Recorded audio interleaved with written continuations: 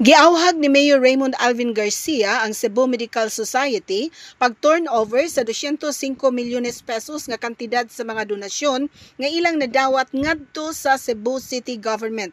Hangtod karon gihuptan sa Cebu Medical Society ang nahisgotang kantidad nga donasyon gikan sa mga organisasyon, kompanya o personalidad aron itabang sa pagpatiwas og tukod sa Cebu City Medical Center. Nagtinguha si Mayor Raymond Garcia nga magamit usab ang maong kwarta pagpatiwas og tukod sa building sa CCMC. First, ang CMS, Cebu Medical Society, na i-turnover na lang ng kwarta din na ako. Diba? Kaya para mo na lang ng kwarta, 205 billion, 210 million, mo na lang na ang kwarta na ang gamiton as a source of funds to finish those people. So I'm actually appealing to the CMS to turn over now. If we know ng CMS na we are not at liberty to turn it over to the Cebu City Government, kaya magkagad sa mga donors.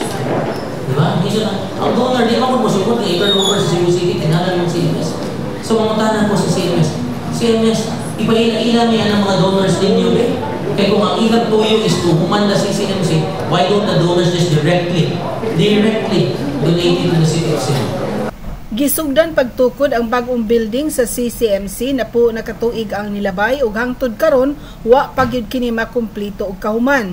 Matod ni Mayor Raymond Garcia nga posibleng masugda na karong buwana ang pagpadayon sa paghuman sa building diha sa CCMC. Kini kung mahuman na sa Technical Working Group sa Bids and Awards Committee ang paghasa sa tanang mga niapil sa bidding. Posible nga mahuman kini karong simanaha. Kini ang balita, Amy Matis, Cebu City News.